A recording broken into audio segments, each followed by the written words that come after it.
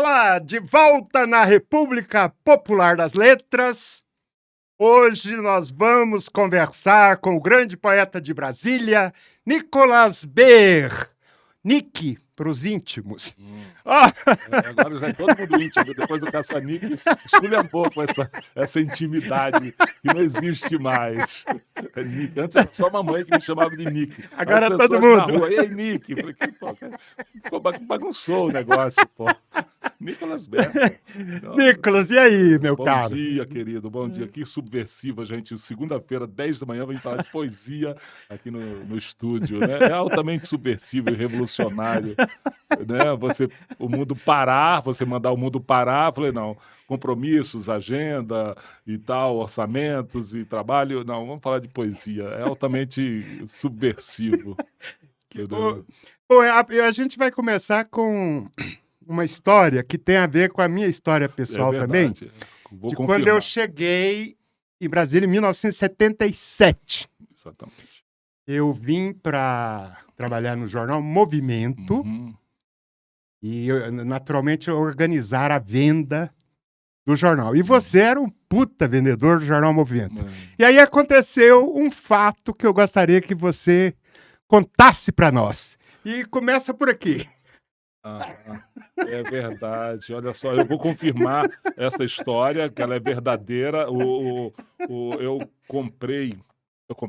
peguei muitos jornais Movimento para vender no primeiro aniversário da morte de JK no Campo da Esperança para comprar papel Chamex para fazer o iogurte com farinha, para imprimir. Né? Então, a CQ era o cara que... Você era a pessoa que me pagava as comissões de venda. Eu corria na papelaria para comprar, isso 40 quilos atrás, 44 quilos atrás, essa foto. Você aqui diante de um poderoso Gestetner. Gestetner austríaco que eu sabia manejar, que era uma maravilha. Depois veio a Xerox, acabou com o mimeógrafo, né? Mas na época, todas as faculdades, todas as escolas tinham também aquela cachaçinha, que era o pequenininho de álcool, né? Mas eu já tinha esse movido a tinta, a eletricidade, né? Não era um manual. E eu era bom no manejo desse mimeógrafo e imprimi muitos livros. E o custo era muito baixo, sabe? E o primeiro que você imprimiu foi esse aqui, iogurte com farinha. Isso é na semana que morreu Elvis Presley, no Setor Leste, no Colégio Setor Leste, na L2. 77, agosto de 77. Esse. Aqui você define o brasiliense como o sujeito que come iogurte com farinha. O brasileiro. O brasileiro. Porque essa mistura do sofisticado com o raiz, né? Essa coisa francesa do iogurte com essa coisa da nossa farinha, né? E isso foi uma colega de classe minha no Setor Leste, né? Ela que me falou. Ela me falou, a mamãe come iogurte com farinha. Né? Aí eu fiquei com isso na cabeça e vi que dava poesia. Isso é muito interessante, porque aqui no interior de Goiás é muito comum se comer farinha de mandioca com açúcar e água, que a gente chama de puba. Só que tem a farinha puba lá do norte, não é? Mas, de qualquer forma, só puba. Então, isso aqui é realmente um troço muito e marcante, porque não é meus primeiros versos, sabe? Meus primeiros arroubos de juventude, né? O iogurte com farinha é uma coisa assim... Isso é título de livro de poesia? Já me falaram. Pô, isso é título de livro de poesia, claro cara? Que é. Mas assim, para quebrar um pouco... E aí tinha essa coisa do Lê antes que a Zed e tal, né? Enfim... Foi meu primeiro livrinho, meu best-seller. Eu vendi 8 mil de mão em mão pelo Brasil. Eu praticamente vivia disso, né? Morava na casa dos meus pais, muito jovem. Vendia assim em bares, porta de cinema, porta de teatro, faculdades, escolas. E eu fico pensando hoje, eu nunca fui maltratado, eu nunca me impediram de entrar, eu nunca me enxotaram de nenhum lugar. Sabe, talvez por eu ser imberbe, garotinho, né? Vamos dar força pro rapaz. Você é né? simpático e tal. Não, mas eu tinha minhas manhas, né? Eu tinha minhas manhas e as artimanhas, né? E tal, então chegava... Não só simpático, como um puta vendedor, então... E tinha as técnicas, né? Por exemplo, a vender esse livro em bar era fatal, chegar no casal. Chegar no casal, o cara comprava legal... oferece para minha namorada, eu também gosto de poesia. Quer dizer, você chegar no cara é fatal. Dedica para Você está me ela. dizendo que já escrevia antes? Não, eu escrevia pouco, né? Mas eu comecei a escrever em 75, 76. Como é que caiu em você essa ideia? A musa caiu em você? Olha, é o seguinte, eu queria ser roqueiro como todo mundo lá daquela época. Eu já tinha o cabelo, mas não tinha o talento, né? Todo mundo queria ser roqueiro, guitarrista, baterista, numa banda de rock, né? E eu não tinha talento musical, né? Não tenho até hoje. Mas aí eu falei, não, para ser poeta você só precisa de papel, lápis e imaginação, né? Quer dizer, a palavra, né?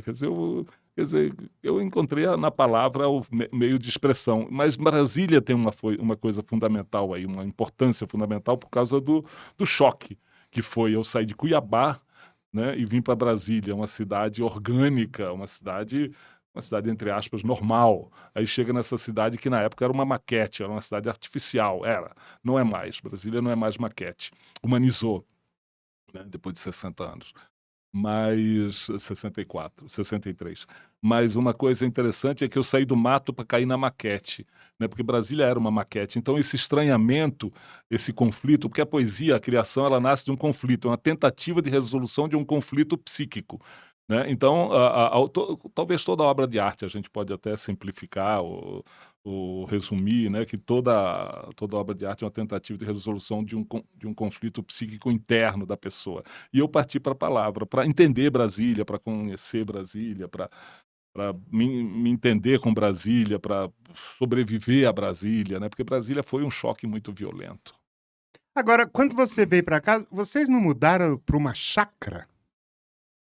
Não, nós tínhamos essa chácara em Lusiânia, temos até hoje, né? E nunca moramos Era lá. na 415. Morávamos na 415, eu sempre fui um garoto da classe média das 400. Eu morei na 404, na 405 e na 415.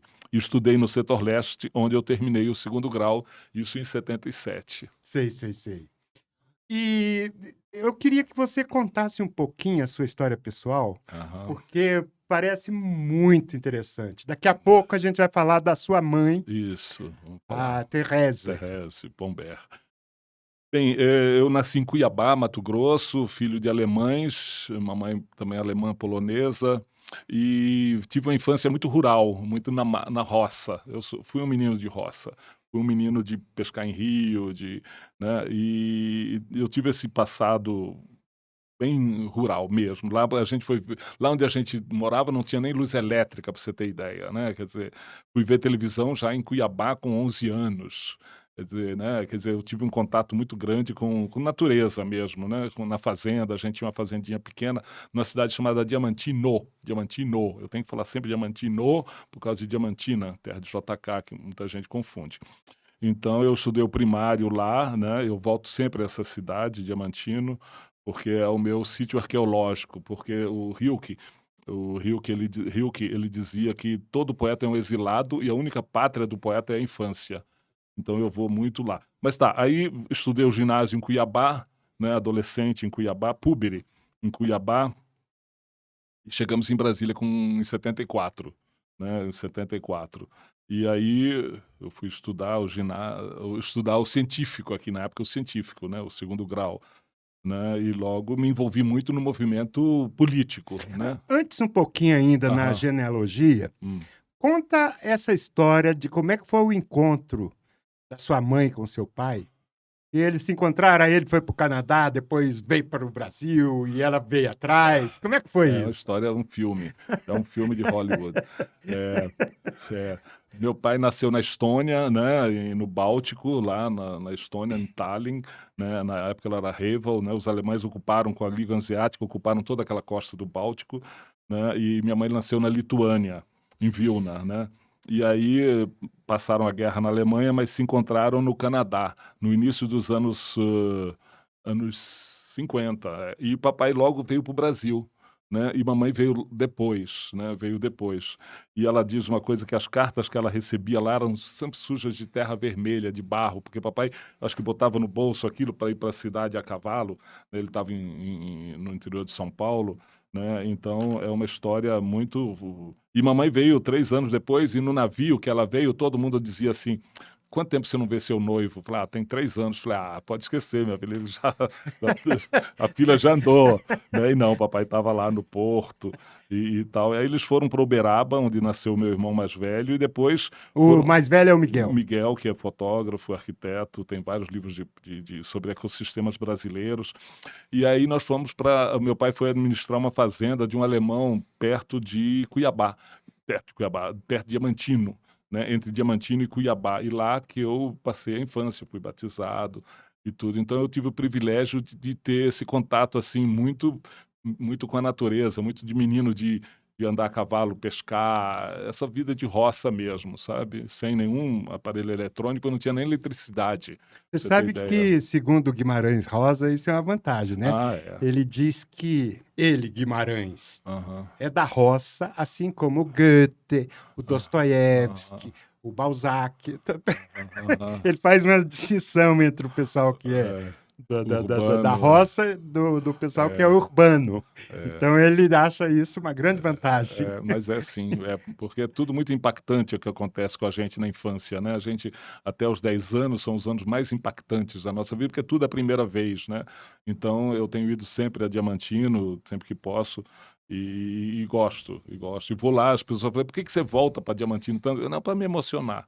Sabe, não é para sofrer, para emocionar, para escrever, para ter contato com aquele meu período, que eu fui interno lá de um colégio de padres jesuítas, lá em Diamantino, né? Outra vantagem, né?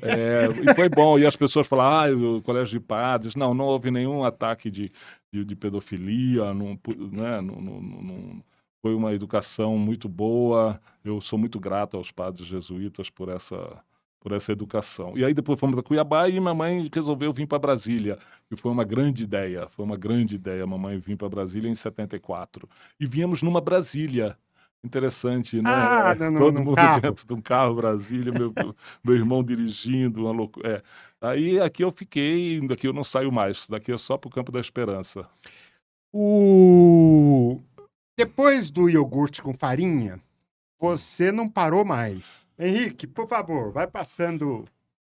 Você começa a publicar muitos poemas. Muito, demais. Ou não, né? Ou não. Mas é bom para ir removendo, remoção de entulho psíquico ou literário, né? Você vai... Só uma curiosidade, você faz terapia? Já fez? Fiz.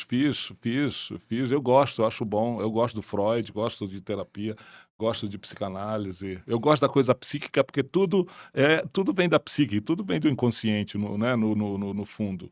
Tudo vem do inconsciente, tudo é uma... No fundo, o poema é uma demanda da psique. Sabe? É uma demanda. Você fala, você escreve por encomenda? Sim, de mim mesmo, o tempo todo. Esse aqui é um poema que você escreveu, talvez dos mais representativos, em que você mistura endereços da cidade, inclusive o primeiro ali. O primeiro é o Real. É o Real, SPS 415, Bloco F, apartamento 303. Depois outras siglas. E pergunta, seria isso um poema sobre Brasília? Seria um poema? Seria Brasília? Às vezes a gente acerta a mão. Nesse eu acertei. É raro. Acontece. De 100, 200 poemas, você tem um que você acerta a mão em termos de linguagem, em termos de criação, em termos de inovação, né? É um momento... porque o momento de criação é quando você consegue distrair o ego, porque o ego não cria, o ego só atrapalha. Tá? O ego é quando você consegue ficar leve, né? Eu escrevi isso na 415, né? Mas eu não lembro a ocasião, o dia. Mas você pode terceirizar para o eu lírico. É o lírico, né? Né? O eu lírico cria, sim, mas o ego não. O ego quer ver o poema publicado. O ego... Vê lá para mim essa Heineken. O ego quer ver o poema publicado, mas o ego pode ser, às vezes, muitas vezes, é o maior inimigo do artista, é o ego. Né? É o ego. Mas é um poema que eu gosto, que está em camisetas, está na capa do livro, né? Esse eu gosto. Tem uns que Brasilírica. É Brasilírica. Brasilírica. Esse é uma antologia escolar. De 1977 a 2017. não é? 40 anos do iogurte com farinha, né? Então, esse livrinho para circular em escolas e tal, o designer foi muito feliz em botar esse poema na capa. O grande, ele chama Gabriel Menezes, um designer muito bom aqui em Brasília. É bom citar o nome dele. Quem conhece ou quem não conhece, é um designer dos melhores, né? Próximo aí, Henrique. Vamos mostrar os outros livros. E eu vou entrar daqui a pouco no... Vamos.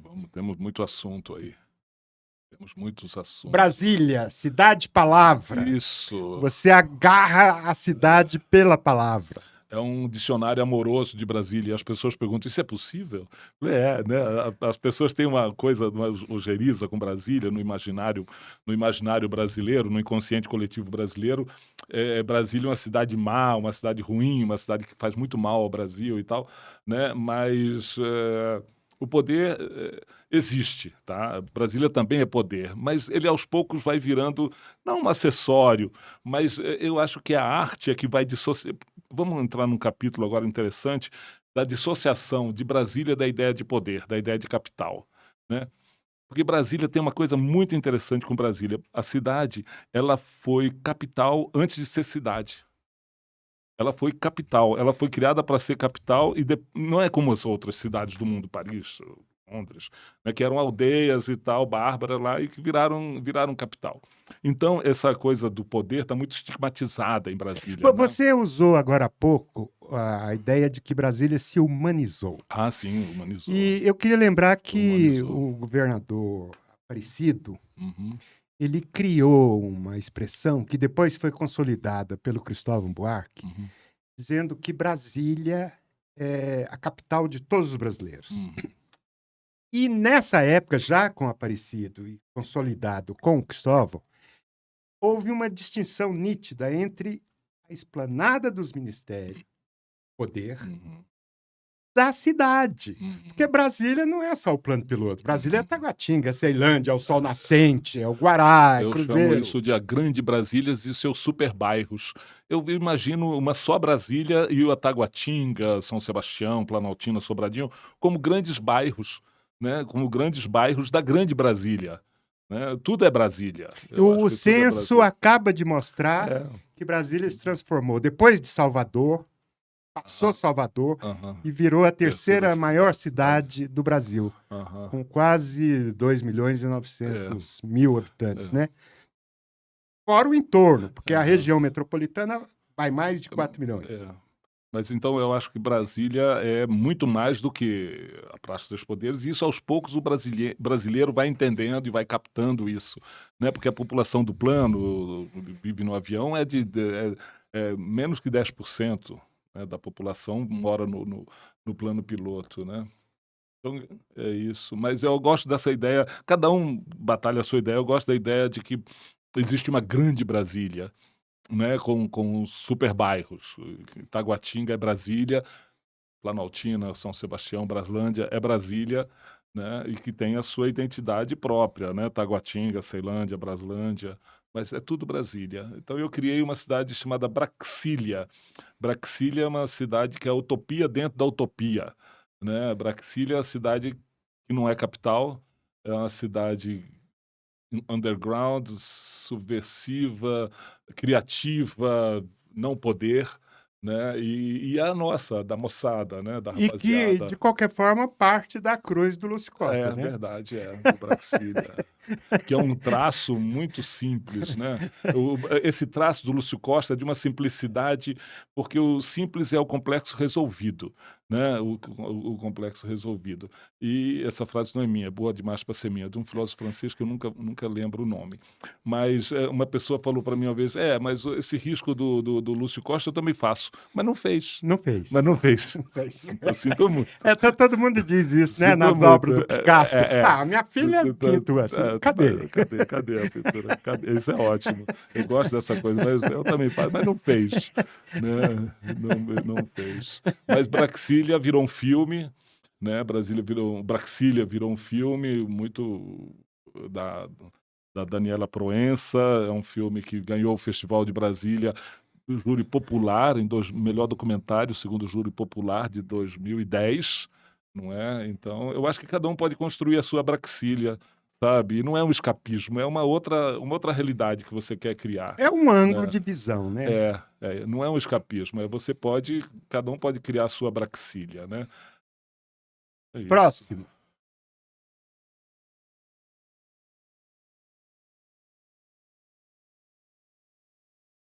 E a coleção, Esse aqui é interessante porque a caixinha. A caixinha que o Soter fez, maravilhoso. O Soter fez para comemorar, são 5 livrinhos, né? Facsímile, né? E manteve os erros, manteve as dobras, manteve os riscos, não passou Photoshop, não passou InDesign, não passou nenhum programa que, entre aspas, arrumasse a página ou melhorasse a página. Não, é realmente com os riscos, com os erros, com as manchas, sabe? Então... O Joyce dizia que artista não erra, ou erra de propósito. Essa é ótima. Isso aí era muito tosco, esses livrinhos eram muito baratos, sabe? Tosco. Era uma tosquidez até quase que não é necessária ou intencional, mas era tosco mesmo. Não é que era mal feito. Uma coisa que eu acho interessante aqui no Grande Circular. Grande Circular, o preço aí. R$ 9,80, não? Quanto que tá? Tem aí na primeira página. Ele nunca tinha troco, sabe? Quando eu vendia ele, eu acho que... Deixa eu ver se tem aqui. Não, esse não tem. Ah, tem aqui, ó. Não. Gente, esse aqui não tem, mas ele era R$ 4,90. Nunca tinha troco, sabe? Mas então, uma coisa... essa manha. Um truque muito interessante que você usou aqui.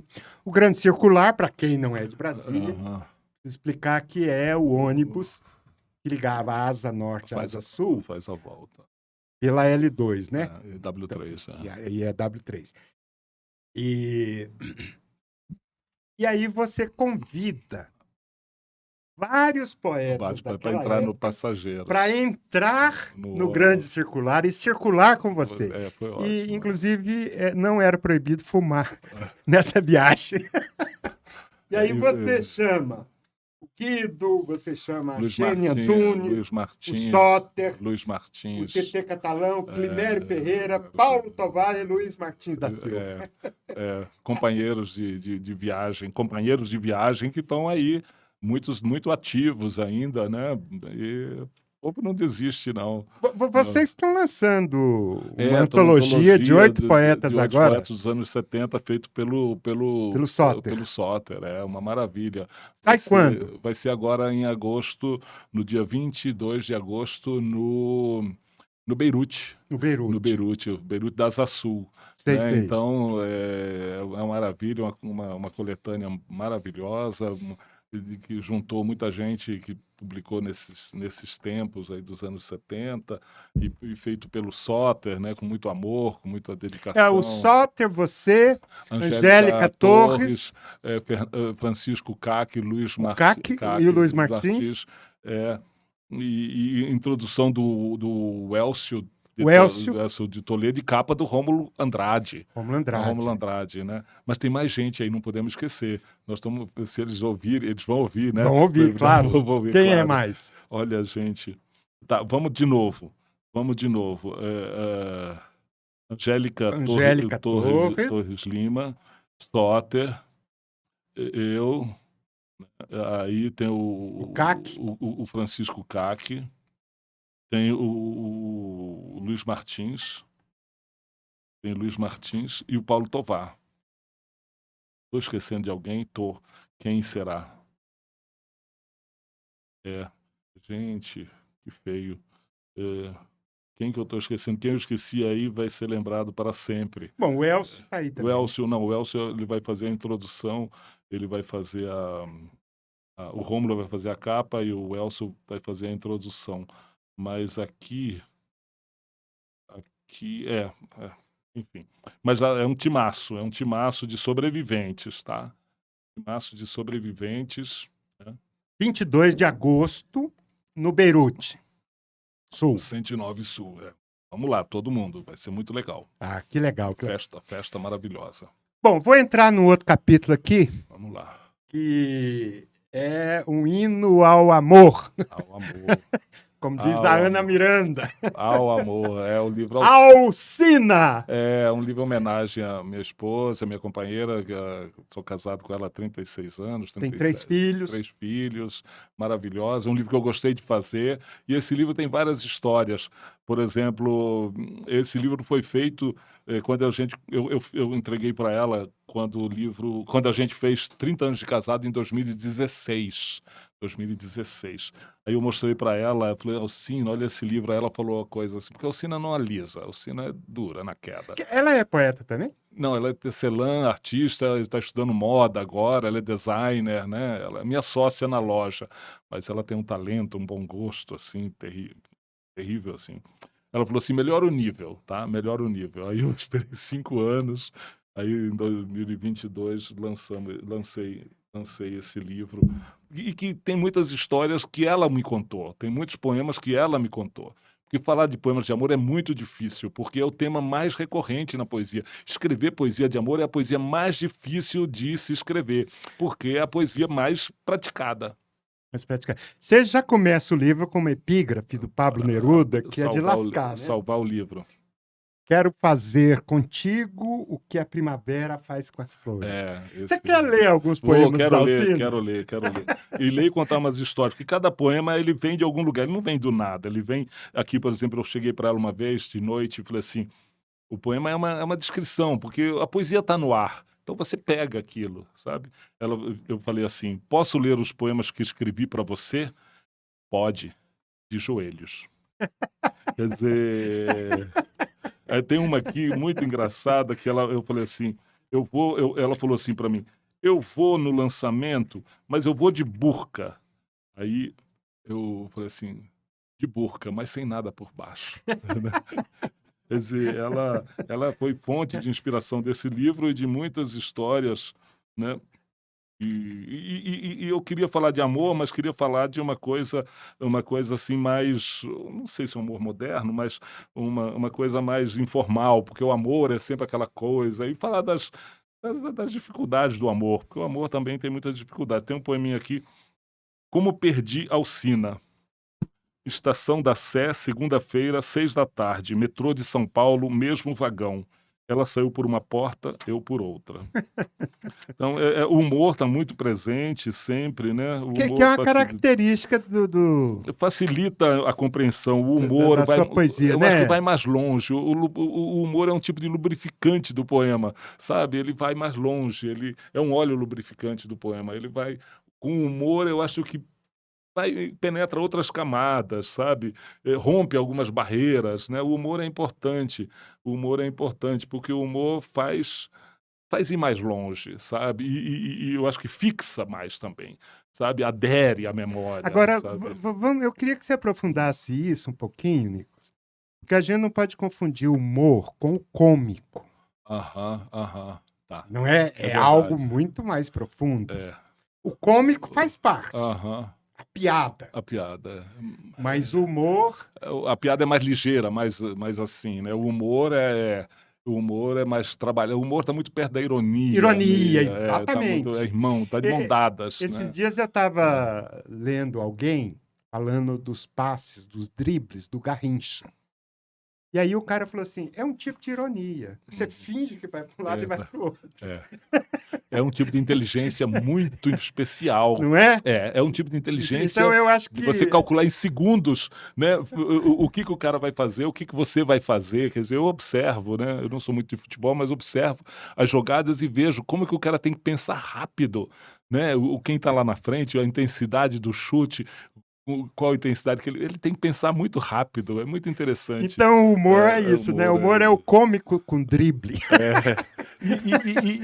E o drible, na linguagem acontece uma coisa muito estranha. A palavra, às vezes, dá um drible na própria palavra, nas outras palavras, e eu fico pensando o que é linguagem, porque fora da linguagem não há salvação. Guimarães Rosa é linguagem, Joyce é linguagem, Leminski é linguagem, Manuel de Barros é linguagem.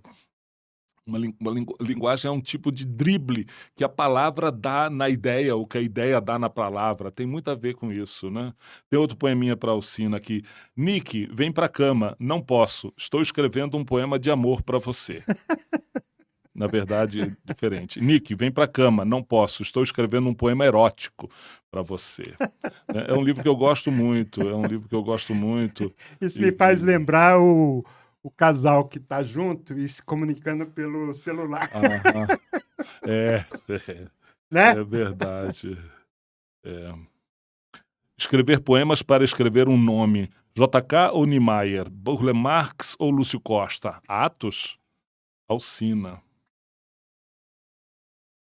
Mas tem poemas aqui que são, não vou dizer sérios, mas que são mais circunspecto. Eu ia dizer profundo, mas não é profundo, é circunspecto. É boa. Essa foi em cima, na mosca.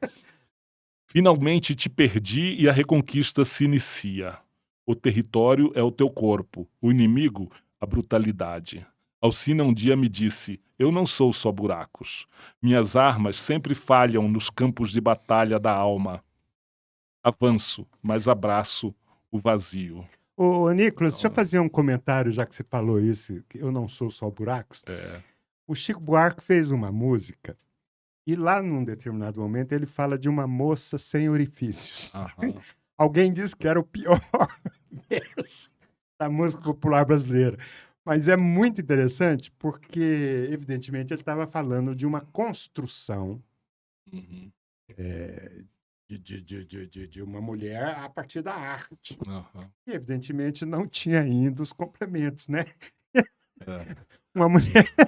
Nós vamos falar do Chico. O Chico é o Chico porque ele teve uma formação literária fantástica, leu muito Bandeira, leu muito Drummond, sabe? O Chico não é o Chico só porque é o Chico. É porque teve Bandeira antes, teve Drummond antes, teve João Cabral. A formação literária do Chico Buarque é uma coisa fantástica. Fala da sua formação literária. Olha, a minha formação literária foi muito rebelde, sabe? A gente era muito rebelde, anti-livresco, né? E a gente... né? Mas a rebeldia... Porque a tradição ela é alimentada pela rebeldia. A rebeldia é que leva a tradição à frente, né? Porque a gente, da geração mimeógrafo, da poesia marginal e tudo, era muito rebelde, né? Porque a poesia brasileira estava assim, não sei se estagnada, mas estava numa coisa muito formal, né? E aí eu acho que a poesia marginal, a poesia de mimeógrafo, ela veio para arrombar a porta, tirar o terno e a gravata da poesia, oxigenar a poesia e, pela primeira vez, poesia de jovem para jovem, porque o cara ia publicar só com 28, 30, 40 anos. Né? Então... Mas Castro Alves também fazia isso. O quê? Ser jovem, 20 e poucos anos. 20 e poucos, é impressionante. Mas as influências, ou confluências, como dizia o Mário Quintana, né? Mário Quintana diz que não há influências, há confluências, é ótimo isso. Né? Quer dizer, a gente lia assim, né? Lia Oswald muito, né? Lia Drummond, Pessoa, Mayakovsky, né? Leminski era nosso contemporâneo, mas influenciou muita gente. E a gente influenciou, quer dizer, todo mundo influenciava todo mundo, né? Mas eu lia assim, eu lia principalmente Drummond, leio até hoje. Você disse num verso seu, você falava assim, poeta era o Dante, eu sou um bardo. É porque eu tenho um problema que a minha poesia ela é muito pé no chão, ela é muito refém do acontecido, né? Eu vejo assim que eu não sou muito, às vezes eu não me acho muito poeta porque não é muito poeta, é muito duro. Tanto que uma pessoa chegou para mim uma vez e deu uma porrada em mim que eu achei bom, falou assim, falta poesia na sua poesia. Né? Quer dizer, essa coisa punk, essa coisa. Mas eu gosto da coisa clara, onde você tem onde se agarrar, sabe? Você falar de uma coisa imagética, uma coisa assim etérea, uma coisa cósmica. Não, uma coisa que é a mesa, é a cadeira, é o ônibus, é o banco de ônibus, é o pastel da rodoviária, né? Quer dizer, você trazer a poesia para essa coisa bem material, sabe? Você sabe que eu concordo com você, né? Porque eu acho que o poeta descobre no mundo, beleza, o mundo não é belo em si, mas o poeta, olhando para o mundo, ele descobre aquelas belezas. Então, essa ideia da visão Sim, imediata, etc. Isso é muito. Inclusive, tem algumas tradições poéticas no mundo que tem essa vibe. Por exemplo, os japoneses com os É, haikais, não é? assim, verdade. Evitando, inclusive, a metáfora. Eu não sei fazer haikai, se eu fizesse ia sair tosco, como diz meu filho. Os meus filhos, ih, papai, ficou tosco. Né? Então eu não me aventuro, não me aventuro. Mas a minha poesia ela é muito mais uma tentativa de poesia do que poesia, parece, sabe? É uma busca, né? Porque às vezes eu leio uns poetas aí e falei, pô, cara, isso que é poesia, bicho. Eu nunca vou chegar nesse nível, né? Né? Porque a coisa, para mim, ela é muito pé no chão, muito na realidade. E a realidade não tem imaginação, né? Ela é muito real, ela é muito. Não sei se tem pouca poesia, mas ela busca o antipoético também, busca até onde que a gente pode falar de uma coisa de forma simples e que tenha poesia, sabe? Porque eu tenho outro problema que é o entendimento, sabe? Eu sacrifico a poesia pelo entendimento. Para mim é importante que me entendam, sabe? Né? Que me entendam, que a poesia, essa coisa do feedback, de um contato com o leitor, que adira assim, de aderir a memória dele. O cara, né, parar na rua, aquele verso seu, eu nunca esqueci daquele final e tal, né? Então, tem onde se agarrar, sabe? Dentre as suas influências, quem você. Ou confluências, Confluências. quem você Tem muito. citaria assim? 5. Mário Quintana. Mário Quintana. Mário Quintana é do simples, né? Porque o simples é muito difícil. Eu vou ler um poema do Mário Quintana que é de uma simplicidade. O simples é difícil. Fácil é o hermético. Fácil é o complexo, o hermético, o incomunicável. Porque as pessoas têm uma ideia da poesia como uma coisa assim hermética, incomunicável. Não, o contrário. Mas o simples não é o superficial, nem o fácil, nem o simples. É o complexo resolvido. É o complexo resolvido. O poema dele chama Oferenda, que é uma maravilha. Eu sempre cito Oferenda, do Mário Quintana. Eu queria trazer-te uns versos muito lindos, mas tenho as mãos vazias, que aos poucos vão tomando a forma do teu seio. A inveja nos move, né? A inveja nos move. Eu acredito nisso, cada vez mais. É um poema sabe? feliniano. Então, isso eu li bastante, gosto muito. Mário Quintana. Drummond. Drummond é fundamental. Drummond é impossível você não topar com Drummond. É a pedra filosofal, né?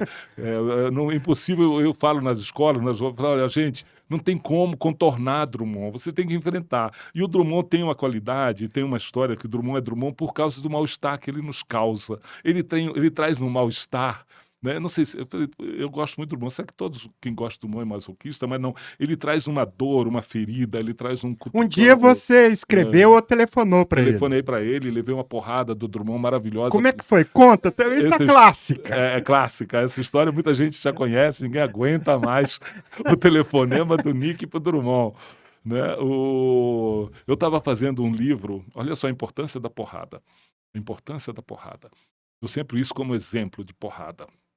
Eu estava fazendo um livro, o Drummond Brasilienses, transpondo a obra dele para Brasília. Então eu fiz um poema parodiando José, que é E agora, Brasília? Com o avião na pista, quer levantar voo, não existe voo, quer se afogar no lago, o lago secou, quer falar com o presidente viajou, quer ir para Goiás, Goiás não há mais. E agora, Brasília, agora? E eu li esse poema para ele em 80, eu li e falei com ele, né? E li um outro que eu gosto muito, que chama Política Literária, aquele Luta Literária, eu acho, ou Política Literária. O poeta municipal discute com o poeta estadual para ver quem bate o poeta federal. Enquanto isso, o poeta, né, tira o ouro do nariz e tal. Aí eu fiz assim, o poeta da Asa Norte discute com o poeta da Asa Sul para ver qual deles é capaz de bater o poeta do plano piloto e tal. Enquanto isso, o poeta de uma cidade satélite, E eu li isso para ele. Uhum. Ele ouviu, olha a grandeza, um moleque, 21 anos, 22 anos, em 1980. Olha a grandeza do Drummond, é a grandeza. Não basta ser poeta, tem que ser humano. Me ouvi, né? Aí eu falei, o senhor Carlos, eu chamava ele senhor Carlos, muito respeitosamente. Senhor Carlos, o que o senhor acha dessa ideia? Ele falou assim, cuida da sua poesia, deixa a minha em paz. Cria um rumo, é o que eu falo, vai procurar teu rumo, tua turma, sei lá. Você sabe que quando eu me lembro dessa sua historinha, A gente faz também piadas internas, né? Aham, Eu fico pensando no poeta municipal e no poeta federal, que tira aham. ouro do nariz. Nariz, né? E aí eu falo assim, o Nicolas Ber é o poeta distrital. Distrital, né? Mas Brasília é a minha obsessão, realmente. As pessoas, eu fiquei meio datado, assim, o poeta que escreve sobre Brasília. Então, eu fiz um livro sobre Alcina, eu fiz um livro aí, esse itinerário curativo. Esse aqui é Brasília, mas Brasília é um tema mais recorrente mesmo. Mas vamos completar esse capítulo das confluências. Tá, Quintana, Drummond, Drummond, Pessoa, eu li muito Pessoa. Pessoa. Pessoa é fundamental. O João Cabral um pouco, Oswald bastante, né? Aquela fase do modernismo do poema piada pegou a gente. E a gente chegou, o Oswald chegou na gente via Chacal, e via Francisco Alvim, né? E via Cacaso, né? E via Leminski foi uma influência boa, né? Eu só tive influências boas, né? O Leminski foi uma influência, Manuel de Barros também, porque de cada Manuel de poeta Barros é seu conterrâneo. conterrânea de Cuiabá, né, de Cuiabá, e agora eu tenho que... tá, depois a gente vai falar sobre prêmios e legitimação, que é o que o poeta busca, legitimação. Né, influências ainda, e tem os dos meus contemporâneos, né? O Chacal, Chico Alvim, Cacaso, Ana Cristina César. Você falou Chico Alvim, você é muito amigo do Chico, Sou muito né? amigo do Chico. O Chico é um amigão, um brother. É um chegado meu, né? O que eu acho interessante que E talvez ele talvez você pudesse até esclarecer, eu perguntei até isso para o Soter também, é o seguinte, vocês se consideram a geração mimeógrafo. Essa poesia que vocês faziam era uma poesia também chamada marginal. Poesia marginal. Mas a poesia marginal, ela existia e foi até tema da Heloísa Buarque de Holanda, porque era um pessoal que não estava em Brasília, mas estava no Rio. Que inclui o Chico Alvim, abre o livro, mas tem o Cacaso, tem Ana Cristina o César, o Salomão. o Ali Salomão, Ana Cristina César, tem Não é? o Freitas Filho. E aí eu queria que você esclarecesse um pouco essa ligação entre a geração mimeógrafo, poemas que vocês faziam em Brasília, com essa poesia marginal. Essa poesia marginal começou muito no Rio de Janeiro com Chacal, em 73, um livro que ele queria ir para a Europa, chamado Preço da Passagem. Na verdade, antes teve outro do Chacal, que eu sou muito amigo do Chacal, gosto muito dele, né, chamado Muito Prazer. Ele chegava na mesa, olha só, chegava na mesa para vender, no bar, na rua, ele vendia muito na rua. Olha, muito prazer. Aí o livro dele, Muito Prazer, Ricardo, ele colocou Muito Prazer, Ricardo. Né? Mas aí eu li uma revista chamada, na época, uma revista chamada Escrita, que tinha esses poetas no Rio de Janeiro, eu já tinha muito material, né? Então mas a geração mimeógrafo e poesia marginal estão umbilicamente ligadas, né? Umbilicamente. A poesia marginal, ela está à margem do sistema editorial, né? Quer dizer, ela quer encontrar um desvio, quer encontrar um outro caminho, não esse caminho da academia, essa coisa do formal, porque a poesia marginal deu, como eu falei, deu uma oxigenada na poesia, sabe? Deu uma virada na poesia, incorporou muita coisa, incorporou e reescreveu muita coisa do Oswald, né? Daquela turma do modernismo da primeira fase, né? Então foi uma coisa muito boa, foi páginas de um livro bom, e eu tinha jovem, né, todos nós muito jovens, né, foi páginas de um livro bom, eu acho que foi ótimo. Mas eu queria falar da legitimação, né, eu queria falar dessa coisa do prêmio, do Manuel de Barros, né, o Manuel de Barros fez uma vida poética sem dar piruetas, só na linguagem, sabe, né, sem dar acrobacias poéticas, não, só na linguagem, né. E eu tenho o Manuel de Barros tem um livro, que é o último livro dele, Escritos em Verbal de Ave, que tem uma epígrafe que é um poema meu. Olha só. É um prêmio Jabuti. Vale 2 jabutis, um amigo meu falou, vale 2 jabutis. Né? Quer dizer, né? Ele usar um poema meu como epígrafe, né? Porque ele gosta muito desse tema da infância, eu gosto também, porque a criança, o grande sonho do poeta é quando ele consegue se livrar do adulto e virar criança, porque a criança é espontânea, não tem medo do ridículo, não tem ego, fala mesmo, né? Então eu acredito muito nessa coisa que quando o poeta incorpora a criança é muito forte, né? É muito forte. O Manuel é uma influência muito grande né? E todos eles são, na verdade, são sóis que a gente tenta sair do campo gravitacional, né? Leminski, né? E você tenta sair daquele sistema solar, daquela força gravitacional que esses poetas têm, né? E eles têm uma força gravitacional muito grande, então você tem que achar o seu estilo. Bom ou mal ou ruim, tem que ter um estilo. Né? Tem que ter um estilo. Mas o estilo é uma limitação também, né? No fundo, o estilo é uma limitação. Né? Mas o Chico Alvim, ele é mestre nessa transformação do banal via linguagem em poesia. Né? O barato do Chico Alvim é mostrar que de uma conversa banal, através da linguagem, você cria uma obra de arte. Tá? Né? Ele sabe fazer isso. E ele ensinou a gente. E ele ensinou a gente a ouvir. Ele é um poeta de ouvido. Ele não é mole, não é fácil, não. O Chico é muito sabido. Né? Quer dizer, a metade da poesia do Chico não é que não é dele, mas de coisas que ele ouviu e transformou via linguagem em poesia. Né? E isso ele ensinou pra gente. Eu entrevistei aqui o Chico Alvim e uma coisa que eu aprendi é que ele é uma espécie assim de padrinho dessa turma. É sim. Ele nos alfabetizou. E é muito interessante porque, evidentemente, ele não trilhou a via da poesia marginal, dos poucos recursos. Ele é sofisticado. Ele é sofisticado. Então eu acho que ele é muito interessante porque ele fica numa, digamos assim, pinguela. Sei, pinguela. Pinguela é bom. Entre a poesia marginal e a tradição. Porque ele trouxe isso pra gente. Ele reescreveu isso e trouxe isso pra gente. Né? Ele trouxe isso pra gente. Esse é o papel do Chico também, de trazer isso pra gente, né?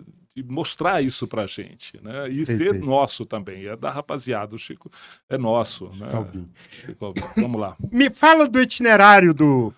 É um livro triste, eu acho. Eu acho um livro triste. Mas eu gosto do livro, eu não tiraria um poema daqui, mas é um livro que eu fiz por uma editora de São Paulo, chamado Reformatório, né? Porque o problema o livro nosso, de que a gente faz, edição de autor, ele tem pouca distribuição, mas esse é o livro do Band-Aid que eles falam, né?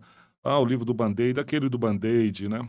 Mas tem uns poemas que eu gosto bastante. Eu misturei aqui infância, poemas existenciais. É outra tentativa de terapia, como você disse. No fundo, é uma tentativa de compensar algum dano psíquico, sabe? Que é o que todo poema faz, sabe? Né? Tem uma temática aí que você recorre, que é a questão do pai. Do pai. Eu tenho um grande livro... Opa, foi mal, escorregou agora. Né, o grande livro da minha vida, para mim, é o livro que eu fiz sobre minha relação difícil com meu pai, sabe? É o grande livro da minha vida. Para mim, para os leitores não sei se vai ser. Chama Meu Querido Bruto. Sabe? Mas já foi publicado? Não, estou procurando uma editora e tá difícil. E é muito difícil publicar poesia, gente. E eu não sou tão desconhecido assim, mas olha, para você conseguir uma editora para um livro de poesia, eu nunca pensei que fosse tão... Eu pensei que ia ser disputado, né? Ilusão, né? Bom, ilusão faz parte.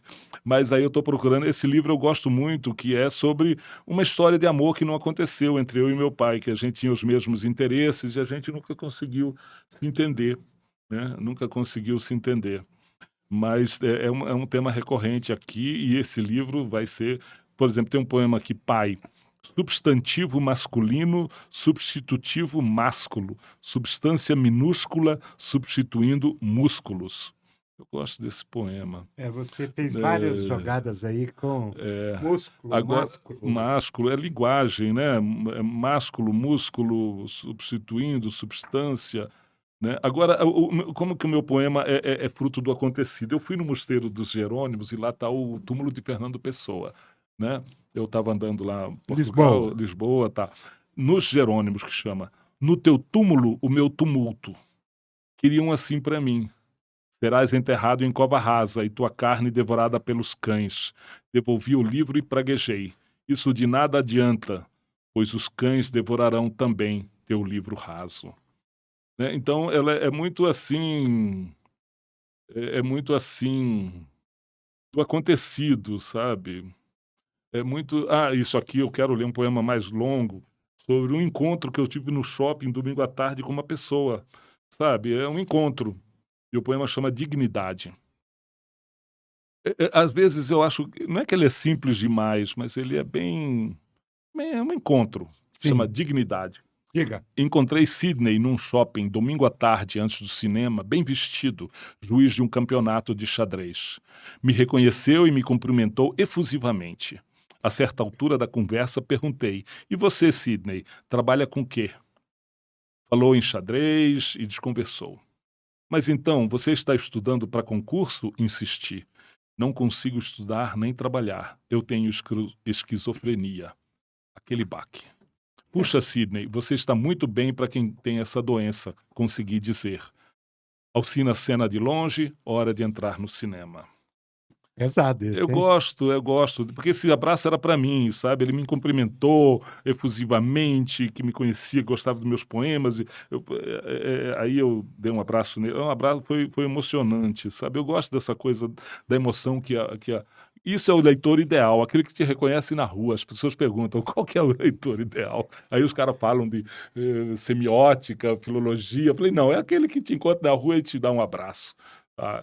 E você é conhecido no Brasil todo, né? Mas eu sou muito local, né? Eu gosto dessa coisa de Brasília, assim, e eu gosto do meu público, das pessoas. Eu atendo todo mundo e cultivo bem o meu público, porque para você ter leitor de poesia é muito difícil, sabe? Poesia é uma coisa muito difícil de, então, agora, esse meu querido Bruto, ele veio de um poema chamado Visita. Visita. Nós gostamos muito da poesia do seu filho, disse Erli ao meu pai. Mas não é um clássico. Da próxima vez me apresente um Dante, um Goethe. Na minha cara, na minha frente, Na sua assim. frente. Pô, não, papai era. Mas papai tem seu lugar e me deu o melhor livro meu eu agradeço para ele, na primeira Que vai página. sair. Vai sair, um dia vai O sair. que é? Não, meu querido Bruto. Meu querido Bruto. Meu querido Bruto, e tem uma foto linda, nós dois abraçados. Bom, a Eu gente com lembra 7 anos. daquele filme, né? Os Brutos também Também amo, amam. ele, eu adorava esse título. Né? Mas é um livro que eu gosto. Aqui, pai, tua morte nos fez bem. Tive acesso à tua biblioteca, escrevi poemas para ti. E morri um pouco também. Morrer é sempre bom. É um livro que eu. Aqui tem outro do pai, eu já coloquei alguns aqui. A professora pede: escreve um poema sobre o seu pai. Posso dizer a verdade? Não. Mas eu amo o meu pai. Ah, que É ótimo. bonitinho, né? No melhor sentido da palavra bonitinho, né? E, e então tem uns poemas mais, como é que você falou? Introspectos, não? Circunspecto. Circunspectos. Em vez de sério, você usou a palavra aniversário. Esperando desde cedo aquele telefonema que não virá, do amigo profundo, desconhecido, talvez morto, ou que ainda não nasceu. No orelhão sem telefone, o fio pendurado balança. Então, a pessoa me falou que a minha poesia é ruim porque não precisa ir no dicionário. Sério, isso aconteceu. Alguém falou assim. Falou. A poesia não é que é ruim, é pobre. Ela é fraca de simbolismos, porque eu li o livro, não fui uma vez no dicionário. Quer dizer, é Isso é uma engraçado, né? É uma bobagem. bobagem. Mas outra coisa, uma pessoa me falou que gostou muito do meu livro, que eu gosto de usar fonte grande, que não precisa usar óculos. Falou assim, gostei da sua poesia. Isso é bom. Isso é bom. Não precisei usar óculos. Né? Eu gosto dessa... Eu queria Vamos mencionar um lá, negócio aqui que você está falando das crianças, crianças. porque tem a ver com isso, né? A simplicidade, É. crianças. Espontâneas. O Einstein atribuem a ele uma frase dizendo o seguinte: ó, se você não conseguir explicar sua teoria para uma criança de 10 anos, é porque você você mesmo não está entendendo. E aí Boa, tem boa. um discurso de um prêmio Nobel, Isaac Bashevis Singer, Ah, sei. De que é Chicago. de É de Chicago e tal, Chicago. mas é um escritor que escreve em Yiddish, é um Uhum, judeu, uhum. E o discurso dele no Nobel, eu acho uma das coisas mais fantásticas possíveis. Porque ele está lá discursando sobre a possibilidade de escrever em Yiddish, que é uma língua que está morrendo, mas que resiste e tal. E aí, num determinado momento, eu vou ler só um trechinho. Tá. Ele diz assim: senhoras e senhores, há 500 razões pelas quais eu comecei a escrever para crianças. Mas, para economizar tempo, irei mencionar somente 10 delas. 10 razões. Número 1. Crianças leem livros e não resenhas. Elas não dão a mínima para crítica. Boa. Número 2. Crianças não leem para buscar sua identidade. Número 3. Elas não leem para se ver livres de culpa, para saciar sua sede de rebelião ou para se desembaraçar da alienação. Número 4. Elas não veem utilidade na psicologia. Número 5. Elas detestam sociologia. Número 6. Elas não tentam entender Kafka ou Finnegan's Wake.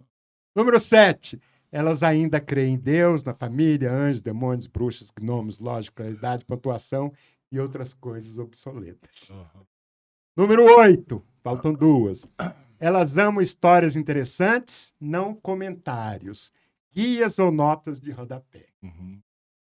Número 9. Quando um livro é chato, elas bocejam descaradamente, sem qualquer vergonha ou medo de autoridade. Número 10, finalmente. Elas não esperam que seu bem-amado escritor redima a humanidade. Jovens como são, ela sabe que isso não está sob o poder dele. Apenas adultos possuem tais ilusões infantis. Uma vez, Isso não é legal? Lindo, maravilhoso. Vou incorporar no meu discurso, né? Porque o discurso da gente vai ficando obsoleto, né? E a gente incorporar novas coisas, que a gente fala sempre as mesmas coisas, mas fica obsolento. Obsolento. Ou repetitivo. Né? Eu já parei, eu já estou bem. Já parou? Já parei, obrigado. Mas, uma coisa da criança que eu acho muito importante, uma pessoa me perguntou, eu preciso escrever um texto criativo, como é que eu faço? Resgata a sua criança interior. É um médico. Né? Eu preciso fazer um texto criativo. E o texto criativo, segundo o Décio Pignatari, tem umas coisas assim, nós, normalmente, no nosso dia a dia, trabalhamos com a palavra. Quando você tem que ser criativo, você trabalha a palavra. Isso, para mim, foi um norte, assim, também. Né? Mas, então, esse médico pediu um conselho, como é que eu faço para fazer um texto criativo? Essa criança interior, se você não matou-a, né? Se você matou, já era, né? Mas não mate a sua criança interior, porque a sua criança interior é que vai trazer esse texto para você, espontâneo, livre, sem medo do ridículo, sem, como você falou aí, né? Sem rodapé, sem... Né? Sem filtros, sem né? filtro, espontâneo, né? Eu gosto muito da espontaneidade da criança. Mas aqui você fez um livro. Ah, sim, um livro. Eu queria que você também... As Superquadras Invisíveis de Aili Sarg. É uma pastiche. Que é uma brincadeira, com né? Cidades Invisíveis. Tá? Baseada no Ítalo Calvino. Eu também sou calvinista. Tá? Também. Boa. Mas, eu vou adotar, posso. Mas tem que citar a fonte. Tem que citar a fonte. Imagina, eu sou calvinista também. Isso não é uma seita de um só. Tá liberado. Mas antes de falar desse livro, eu queria só uma curiosidade. Você conheceu, se não pessoalmente, a poesia do Zé Garcia Godoy? Conheci ele também. Eu fui na casa dele, na 706 Sul. E tenho Araguaia Mansidão autografado. Não brinca. Tenho, para humilhar os ouvintes. Eu tô brincando, não humilho ninguém. Mas eu tenho Araguaia Mansidão, Aqui é a Terra. Eu tenho outro dele, poesia completa, talvez. Mas o José Godoy Garcia é um grande poeta. Mas eu sempre... A inveja nos move, tá? A inveja nos move. É o meu lema, né? Eu falei assim, ainda vou ser poeta. Sabe, quando eu li aquele Araguaia Mansidão, porque ele começa o livro com uma vez que ele foi numa mina d'água, uma fonte de água, uma bica em Goiás, e pegou aquela água e jogou no rosto. Sabe, esse poema, olha aí, como é que fixa, né, na sua memória. E tem poetas aí, eu vi esses dias, não vou dizer nome, mas um livro de poesia completa, 820 páginas. Enfim, né? Aí esse poema dele, né? O bom poema é aquele que fica, né? Que te penetra, como ele falando da água entrando na pele dele, na cara dele, aquela água fria de Goiás, da pica. Mas José do Godoy Garcia é um grande poeta de Goiás. Goiás tem, obviamente, Cora Coralina, que eu adoro, né? Eu adoro como... Eu tenho o poema do Milho, que eu sempre leio por aí, que eu adoro o poema do Milho. E a poeta popular, a Cora, e publicou o primeiro livro com 75 anos, A Esperança, tá? 75 anos para publicar o primeiro livro. Mas Goiás tem um livro fantástico chamado Tropas e Boiadas, do Hugo de Carvalho Ramos, que influenciou Guimarães Rosa, Sim. tá? Então isso Esse é o é o clássico. Também jovem, morreu jovem. Jovem, né? Morreu jovem, deprimido e tal, se matou. Mas é uma pena, mas é um grande livro que eu adoro, e que foi influenciado por Euclides da Cunha. Se a gente seguir aquela coisa aquela teoria do Ezra Pound de mestre, diluidor e seguidor, eu posso ousar na sua frente dizer que o mestre é Euclides da Cunha, o seguidor é Hugo de Carvalho Ramos e o diluidor Guimarães Rosa. É demais, né? É querer agradar os goianos demais, né? É querer agradar a goianada aí, falar isso, né? Você Mas sabe olha... que eu sou goiano, né? Eu também sou goiano também. Eu sou meio goiano, porque eu sou de Mato Grosso, que faz divisa com Goiás. Então eu sou meio goiano. Mas Goiás tem uns 2 escritores que nasceram em Corumbá, que você conhece, que é o... Miguel Jorge. Não, Miguel Jorge nasceu em Corumbá de Goiás? Não sabia. Olha só, eu sabia que era o Bernardo Ellis e o José J. Veiga. Né? Miguel Jorge não sabia. Olha só, aprendi alguma coisa com você. Só confirmar aqui. Você sabe que Tá bom, provavelmente eu vou entrevistá-lo aqui, né? Ótimo, eu quero falar com ele. Vamos fazer um contato. Vamos, Beirute, da Asa Sul. Olha o merchandising pro Beirute aqui, ó. Né? Olha o merchandising aqui pro Beirute. Mas olha, o Beirute é um grande lugar, um lugar mítico, né? Um lugar assim... Campo Grande, Mato Grosso do Sul. Mato Grosso do Sul. Tá. Mas ó, o Bernardo Ellis teve mais projeção, mas o José J. Veiga, com A Hora dos Ruminantes e Cavalinhos do Platiplanto, eu acho que... Não, o Tronco tem seu lugar, tem seu valor, apesar do filme ruim que aquele menino lá, o Barbosa, fez. Né? Um filme ruim, mas o livro é bom. Mas o livro é sempre melhor que o filme, né? O livro é sempre melhor que o filme. Eu acho.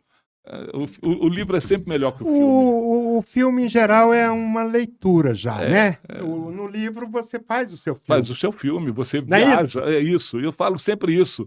Né?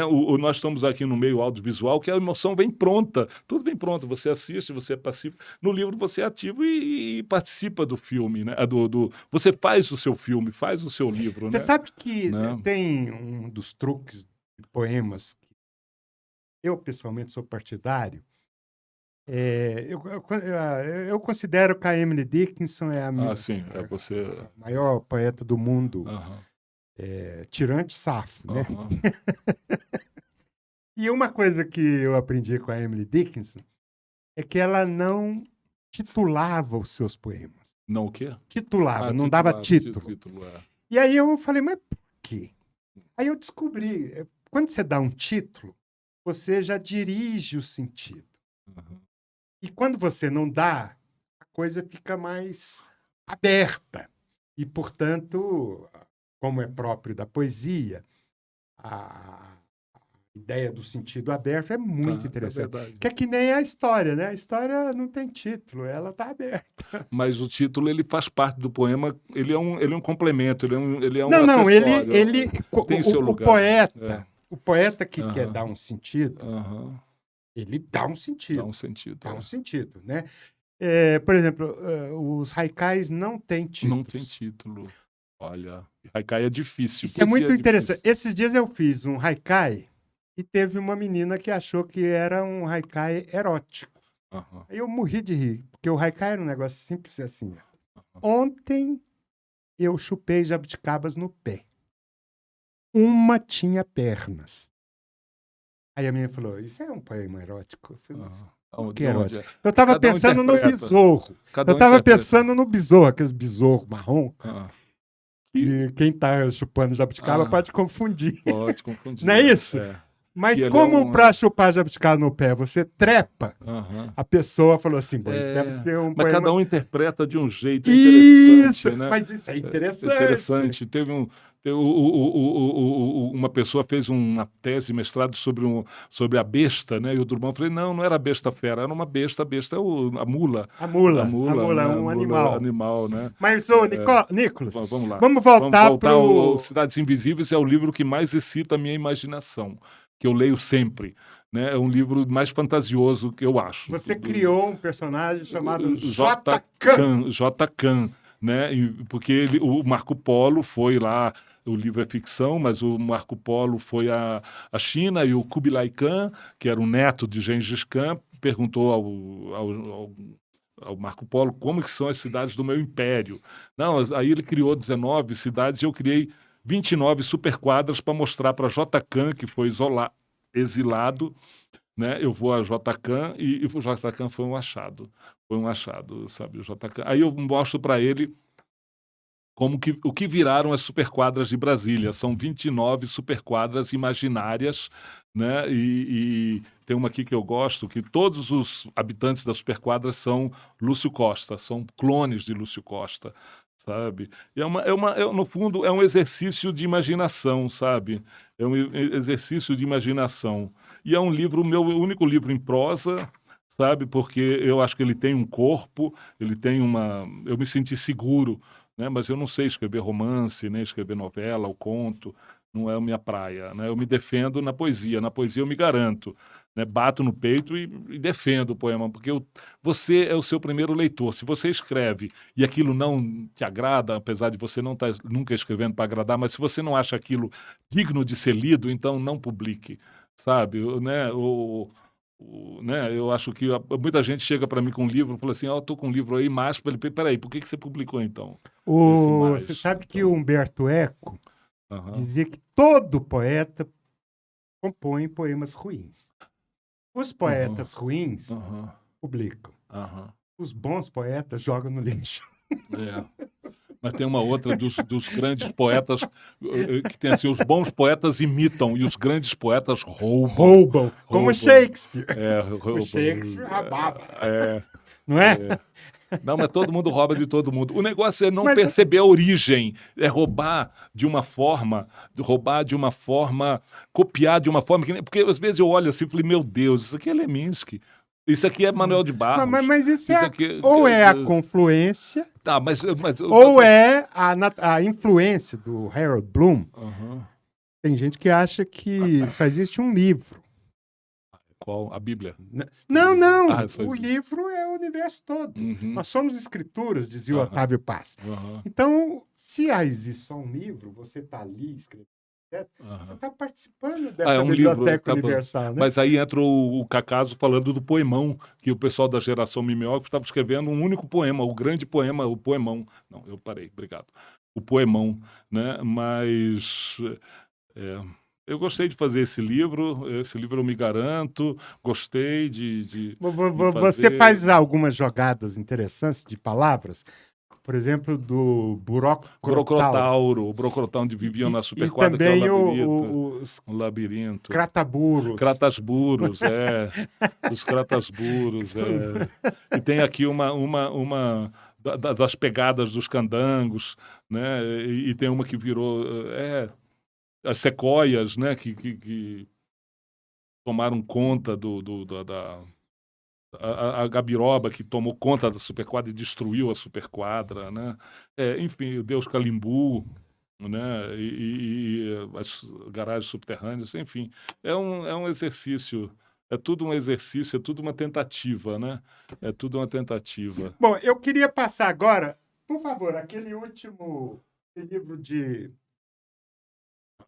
com a mãe do Nicolas. Tá, Aves. E depois nós vamos fechar com o Caçanique. Isso. Tá bom. Tá. Esse livro aqui é uma das coisas mais preciosas que eu tenho. Obrigado. porque... O elogio nos move também. É o combustível. Obrigado. Eu também sou muito ligado a essas questões, assim, do Cerrado. O não Cerrado. é? Nós estamos dentro do Dentro do Cerrado, Cerrado. né? E aí, você escreveu esse livro E mamãe ilustrou. com a sua mãe. A sua mãe, Ilustrações. ela é de uma família nobre, é uma Ela é da condessa, família, né? de uma família lá da Lituânia, mas descendente da nobreza polonesa, né? E que muito artística, assim, né? Ela sempre foi ligada a essa questão da da natureza. natureza lá em Mato Grosso, né? Ela sempre se encantou com o Cerrado, né? Então, e ela pintou quando chegou em Brasília, se aposentou, começou a pintar muito plantas e flores do Cerrado e andando pelo dentro do mato aí, pelo Cerrado, né? E então esse texto é meu e eu li ilustrações dela e tenho assim uns textos informativos, mas criativos também. Quer dizer, como é que você vai passar a informação com criatividade, humor e qualidade da informação? Você pode passar você pode passar uma qualidade, uma informação com qualidade, mas desde que você use assim uma Sim, o estádio de futebol mais famoso do mundo homenageia esta ave, Maracanã. A gente tem o Maracanã aqui no Cerrado e não lembra do estádio do Maracanã. Onde foi o jogo? Foi no Maracanã. O que é Maracanã? É um estádio? Não, é uma ave. E uma ave que existia lá na região do estádio do Maracanã. Então, Pequizeiro, Araracanindé. Aí, ó, o texto. Primeiro você vai ouvir um forte e áspero né? RKKKK. E logo depois você irá vê-la, magnífica. E em Brasília. Quase 1 metro de comprimento. Tem a parte superior azul e a interior amarela. Aracanindé. E o piquizeiro, que é a árvore símbolo aqui de Goiás, né? E que tem uma coisa interessante, que as flores se abrem à noite e são polinizadas por morcego. Quem não gosta de morcego não devia comer piqui, porque se não fosse o morcego, não haveria piqui. Sabe, né? E eu adoro piqui, eu sou louco por piqui. Então, é um livro para crianças e adultos, qualquer um pode ler. Tá? Qualquer um, Tico-Tico, né? A Tico-Tico no Fubá inspirou a música popular de Zequinha de Abreu, né? Tico-Tico no Fubá, ele mesmo. Quer dizer, eu gostei de fazer esse livro por causa dessa... A sua mãe está viva, Está firme, viva, né? está com Parkinson, não está pintando mais, mas deixou aí um legado de valorização da fauna e da flora do Cerrado, porque você só protege aquilo que você conhece. Então ela divulgou muito, sabe? E as pessoas acham que o Cerrado é pobre, o Cerrado é isso. Ao Nada. contrário, A maior savana, o bioma com savana, mais espécies. A savana mais diversa do mundo, né? E o Cerrado tem uma estratégia, tem uma importância estratégica tão grande para o Brasil, porque todas as bacias hidrográficas, as maiores bacias hidrográficas do Brasil que alimentam as hidrelétricas, nascem no Cerrado. Águas emendadas. Águas emendadas, que é um fenômeno maravilhoso. Mas as grandes hidrelétricas, elas vêm de rios. O Rio Paraguai nasce no Cerrado, o Rio São Francisco nasce no Cerrado, muitos rios da Amazônia nascem no Cerrado. Então, o Cerrado é o berço das águas. E o Cerrado está sendo destruído, está acabando. Águas Emendadas é um fenômeno único, né, da junção da Bacia Amazônica com a Bacia do Prata, aqui na região de Planaltina. Né? Então, sei. Mas é um livro bonito que eu gosto, com o Pica-Pau do Topete Vermelho. Parabéns, isso é um negócio que... Eu gosto. Esse livro vende bem nas escolas, porque a criançada... A linguagem que eu queria fazer, assim, uma coisa não rebuscada, fazer uma coisa... como eu te falei, informação com qualidade e um pouco de invenção e criatividade, né? Isso é importante. Eu, por exemplo, não sabia que o Pica-Pau dá 100 bicadas por minuto. Rapaz, eu já vi ele em ação e depois eu peguei aquele monte no chão, num pé de guapuruvu, mas o guapuruvu tem uma madeira meio mole, né? Mas é impressionante o tamanho da lasca. Né, o tamanho das lascas que ele tira, eu estava no pé, estava lá fazendo aquele barulho, toc, toc, toc, eu falei, tá furando por aqui. Aí eu fui lá no pé, estava cheio daquelas lascas de madeira, aquela lasca é uma lasca de 2,5 centímetros, assim, é uma coisa impressionante. Impressionante, né? Eu uma vez fiz um haikai que dizia que o guapuruvu remete Correios Elegantes. Solta a semente, né? A semente, Guapuruvu, Mas, ô, Nicolas, nós estamos chegando ao final desse maravilhoso papo com você. Adorei também, adorei e aprendi. Tenho que confessar que eu aprendi muita coisa hoje. Eu queria que você falava do caça-níquel.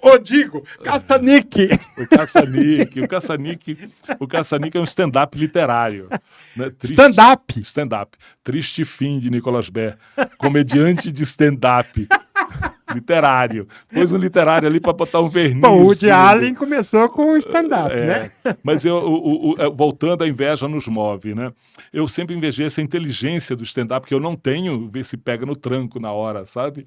Né? Mas é um stand-up que fala de humor e literatura. Histórias de escritores, né? Histórias de escritores são todo último sábado do mês. O próximo vai ser agora 29 de agosto no Viveiro Pau Brasília, né? E é uma hora de duração, são só 30 lugares, é uma coisa pocket, é pequena, eu quero que continue pequena, né? E quem estiver interessado, atenção, quem estiver interessado, é só ir no meu Instagram, Nicolas Ber, NICOLASBEHR, no Instagram, a gente resolve tudo no Instagram.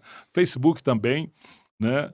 Mas é muito simples, é muito fácil. E tem uma história engraçada que eu recebo o zap, eu confirmo e eu anoto o nome da pessoa. A pessoa falou, por que você não arruma uma secretária, um empresário? Eu falei, não, eu vou terceirizar a melhor parte, que é ter o contato com a pessoa. Né? Aí eu sei quem vem, quem não vem, né? E tal, quer dizer, porque eu gosto do contato. Esse contato meu, o stand-up, ele é oxigenado pelo contato. O que você fala no stand-up? Eu falo histórias de escritores, histórias da escrita, o mundo literário, né? Eu conto piadas eu conto uma história interessante, por exemplo, que você sabia que existem três regras para se escrever bem? Existem 3 regras para se escrever bem, só que ninguém as conhece. O que é? Papel, não, caneta? Ninguém as conhece.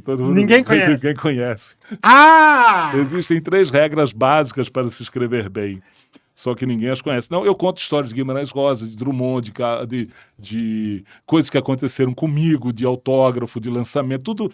Manuel de Barros. Manuel de Barros, o mundo, a história da porrada, né, das porradas. Do Drummond, conto muito. O Drummond é um personagem central. Porrada? Você levou porrada quando foi preso? Não, eu não, porque eu era de menor. Eu era menor.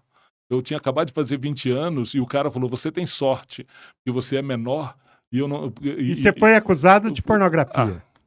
Posse de material pornográfico. Não acharam nada que... Isso foi em 78, eu tinha 20 anos e 10 dias, 15 de agosto de 78. Eu produzia muito livrinho mimeografado, muito. Meus. E todos os lançamentos de manifestos à população dos estudantes da UNB, de qualquer lugar, o movimento estudantil todo era movido a mimeógrafo. Eles achavam que na minha casa tinha um aparelho, que na minha casa tinha uma gráfica. Ei. E foram lá para prender o mimeógrafo. Né? Chegaram lá, meu telefone grampeado, eu liguei para um amigo meu que não apareceu, senão eu ia preso também, o Formiga, nunca esqueço. O Formiga, eu falei, Formiga, vem me ajudar a montar livrinho aqui em casa. Era de tarde, 2 da tarde, 3 horas estavam os homens lá, né? E me levaram para o DOPS.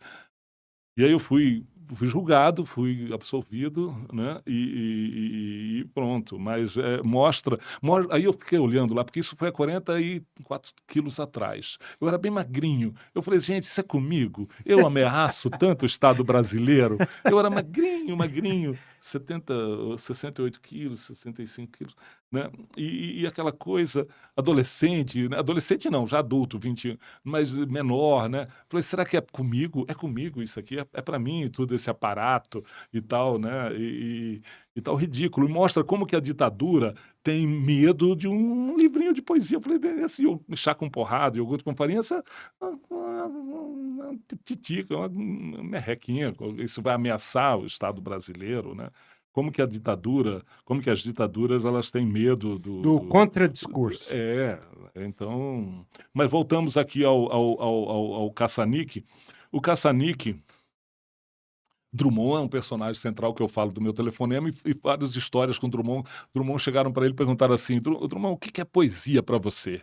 Ele falou assim, poesia é minha cachaça.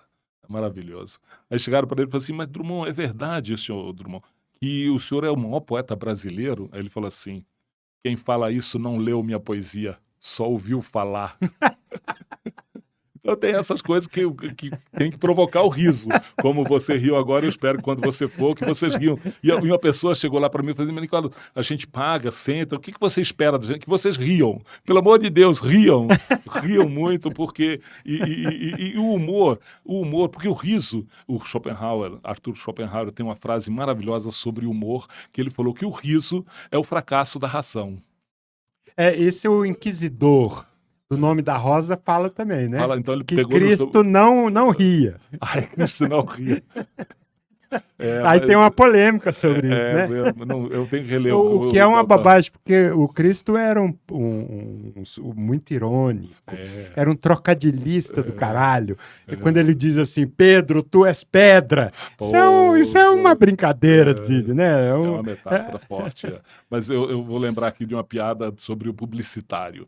Eu fui publicitário 6 anos, trabalhei em agência de redação, e tinha uma piada que corria lá de que um redator chegou numa agência e falou assim, eu quero ser redator. Eu falei, então senta aí, vamos fazer um anúncio, ver se você é bom mesmo. Aí ele falou, tá bom, estou aqui pronto com aquela máquina Olivetti, já pronto para redigir. Qual que é o tema? O tema é Jesus Cristo. Aí o redator falou assim, contra ou a favor? Essa é clássica. É clássica. Eu gosto muito da piada do psicólogo, do psicanalista, já que estamos falando de humor. Né, um cara encontrou um amigo numa praça, né, sentou num banco e olhou e falou assim, vem cá, eu te conheço. Falei, a gente estudou junto e tal, mas eu vi você... Vem cá, a gente estuda junto desde aquela época que você está fazendo análise e terapia. Eu faço análise há 22 anos, mas peraí, eu quando entrei na praça eu vi você chutando as pessoas, cuspindo as pessoas, chutando, gritando com as pessoas. O que é isso? Falei assim, eu chuto as pessoas, mas agora eu sei por quê. Essa eu não conto lá porque não tem nada a ver com literatura, mas eu conto muita história de literatura. Então, o Caça-Níquel vai até o final do ano, porque ano que vem vai ter outro espetáculo, outro tema, outra história. Eu quero fazer um sobre Brasília, né? E todo último sábado do mês, 30 lugares, R$40. E ele se autoalimenta. Uma pessoa me ligou, falou assim, Nick, eu vi aqui, o Caça-Níquel, humor. Você se acha uma pessoa engraçada, é? Boa, né? Você se acha engraçado? Pô, sei lá, tá funcionando, eu tô gostando da experiência. Tá gostando?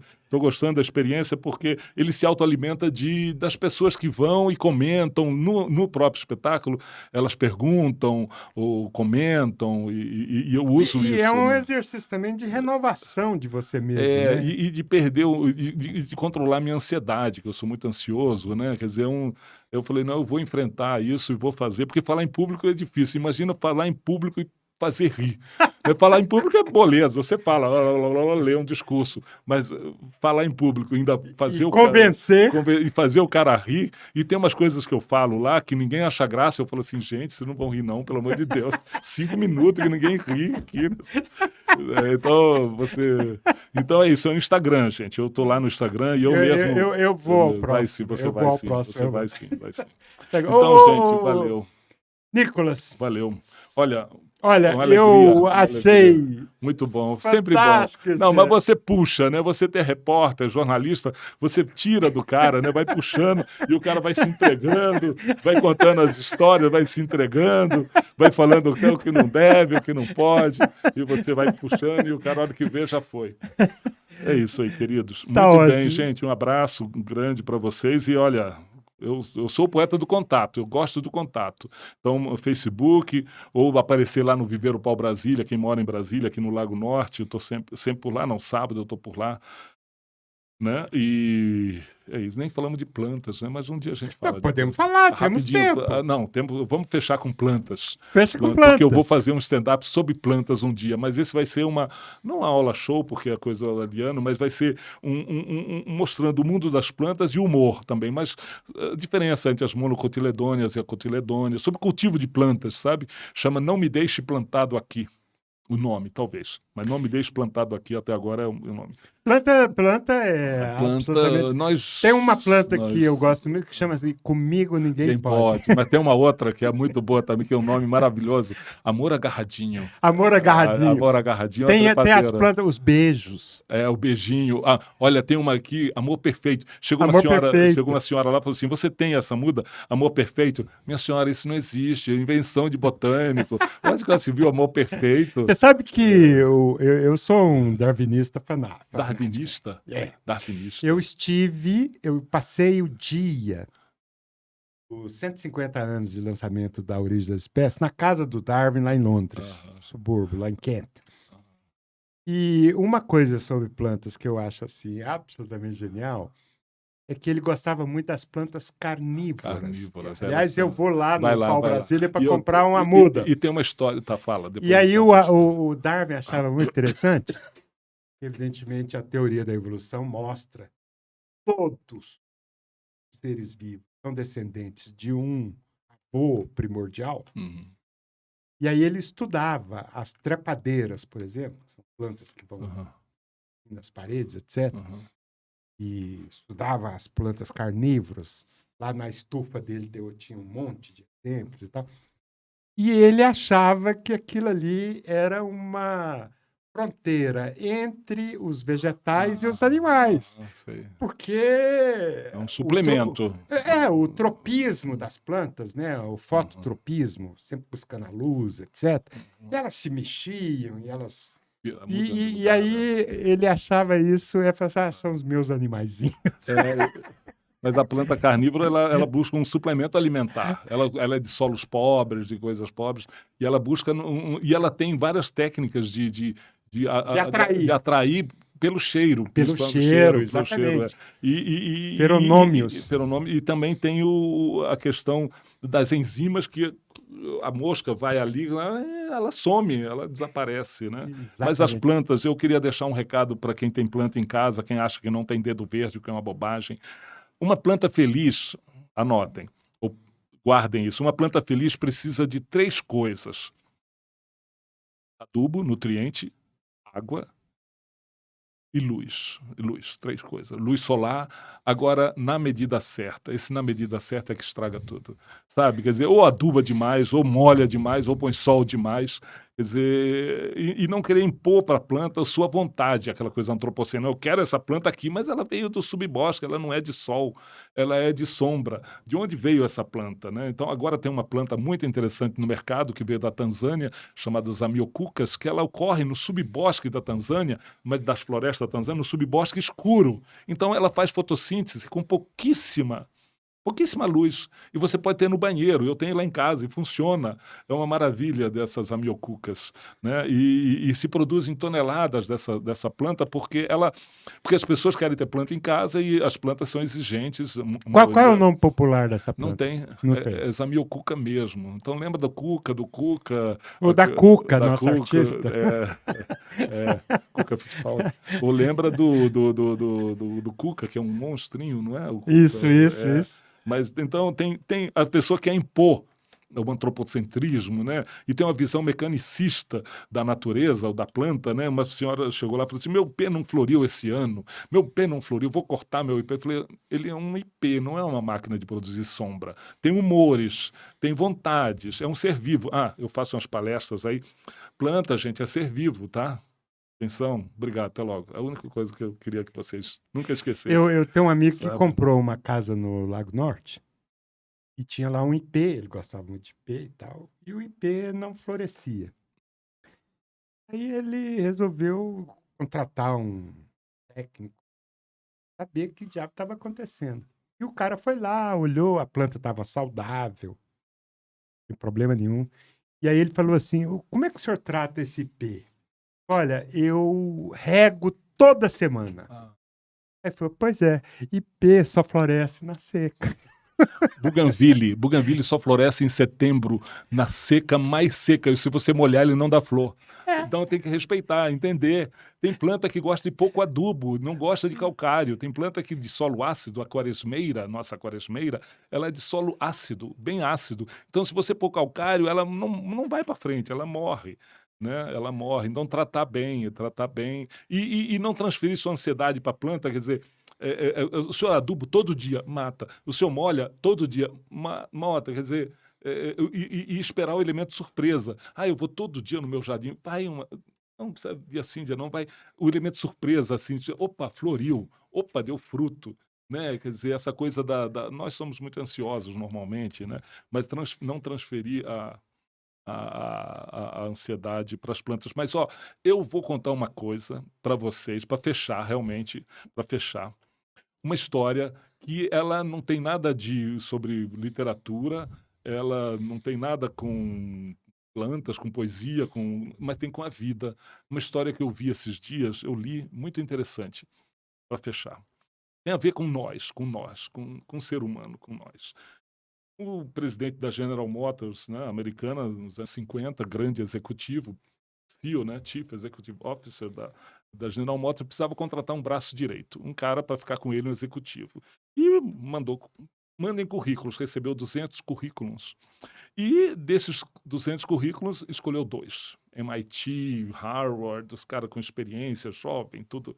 É o ideal, né, de todas, ter um assistente daquele. E chamou os 2 para jantar. Falou assim, olha, vocês 2 têm o melhor currículo, maravilhoso, mas são os 2 currículos iguais. Eu estou indeciso. Eu vou levar vocês para jantar. E no jantar, no final, eu vou escolher quem é a pessoa. E ele foi, jantou com os 2, conversou com os 2, melhores currículos possíveis na Harvard, MBA, essas coisas todas, né? E aí falou para falou, você fica e você, lamento, mas você vai ter que... Muito boa sorte, ótimo currículo, boa sorte. Aí ficou com um lá. E esse perguntou, falei assim, por que o senhor me escolheu? Qual a razão? Se o currículo é igual e tal... Ele falou uma coisa, esse presidente da General Motors, falou assim, você tratou bem o garçom. Olha, É maravilhoso, eu adoro essa história, eu adoro. Eu vou contar no meu stand-up assim, falei, gente, um parênteses agora, não tem nada a ver com literatura, com humor, mas mostra da grandeza humana, como é que faz a diferença você tratar uma pessoa que está numa situação servil, subalterna, para servir E você trata como igual. E trata como igual e pede por favor, muito obrigado, e considera como um ser humano, como uma pessoa que tá fazendo o seu trabalho. Então, isso tem muito a ver comigo, sabe? Tem muito a ver comigo. Né? E eu queria deixar essa historinha, que essa historinha, para mim, o cara pode ter o maior currículo do mundo, mas chega na hora, trata mal o garçom, ignora o garçom e tal. Dançou. Claro. Então, gente, um abraço para todo mundo. E assim eu agradeço também. Nicolas Beer. Também agradeço. E assim nós fechamos mais esse episódio da República Popular das Letras. Por favor, deem o like de praxe e se inscrevam no nosso canal. Até a próxima!